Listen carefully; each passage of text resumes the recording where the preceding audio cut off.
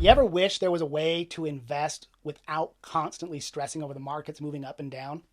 Well, good news. It's called dollar cost averaging, or DCA. That's the common acronym used in the industry. And after this video, you'll know exactly how to use dollar cost averaging to grow your investments calmly and consistently over time. But what is dollar cost averaging and what does it mean? Well, the acclaimed investor, world famous Warren Buffett, once put it like this: time in the market beats trying to time the market. It's the simplest way to put it. Dollar cost averaging is a strategy that helps you stop worrying about when to invest and to start focusing on investing over time with consistency and discipline. And that can be an absolute game changer. Hi, I'm Davidson with the Cashflow Academy. And over the past 2 decades, I've helped countless people learn how to invest with more confidence. One of the first lessons that you really want to learn is the importance of saving so that you can invest. And one of the simplest, well-known strategies for investing is consistency. Investing with consistency regularly using dollar cost averaging that can really help you take advantage of those long-term growth trends. And in this video, today's video, what we're going to do is we're going to break down what exactly is dollar cost averaging and why it's such a powerful way to invest and how you can start dollar cost averaging successfully even with just a few dollars a month. And stick around, because at the end, I'll also point you to another video that will help you learn exactly what stocks to buy when you're ready. So what is dollar cost averaging? Dollar cost averaging means investing a fixed amount of money month in and month out. You're buying assets like stocks or like exchange traded funds at regular intervals, no matter what the price is. Imagine putting aside $100, $200, $300, $500, $1,000 a month, whatever the number is. Imagine putting that money aside every month to buy assets. Some months your money will buy you more shares when prices are low, and other months you'll be able to buy fewer shares when prices are high. But over time, this strategy averages out your purchase price and it reduces your risk of buying at the wrong time. And best of all, the markets have this really strong tendency to go up over time. And so by consistently buying in at regular intervals, you can take advantage of those long-term growth trends. The main reason that dollar cost averaging is so popular and so successful for most people is simple. It removes the emotions. It helps us to remain consistent and disciplined, because it is really easy to get caught up in a panic when the market's downturn is sharp. Or it's really easy to get caught up in the emotion and the greed when the market's booming. Dollar cost averaging keeps us consistent and disciplined.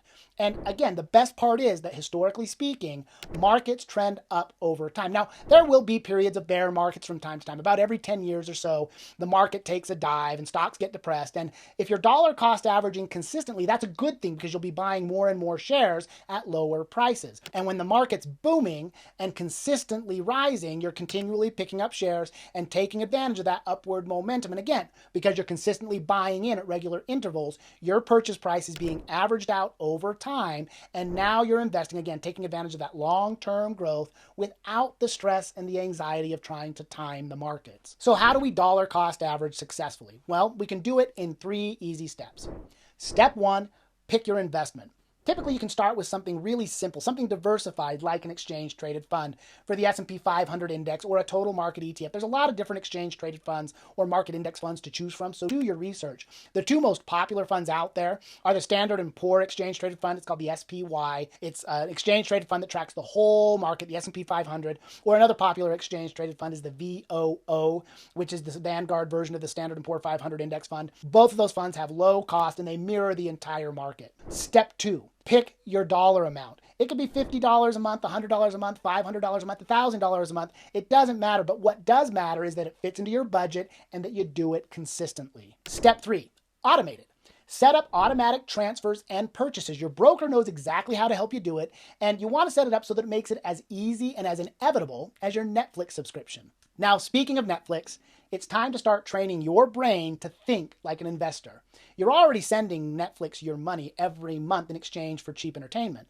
Well, maybe you could do some fundamental research and see if investing in a company like Netflix could help you grow your money over time. Now, I'm not recommending that you buy or sell Netflix, but that's the idea. You think about the products and the services that you're already using, and you ask yourself the question, is this the kind of company I could invest in?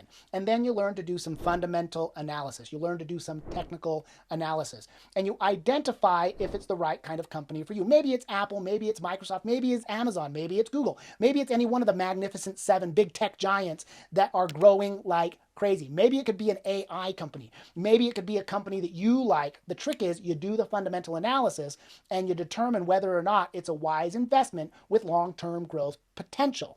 And now you start regularly investing in that company by dollar cost averaging over time, and you get a return on the goods, the products, and the services that you already use. I mean, you like these companies, you know these companies, you could be investing in these companies.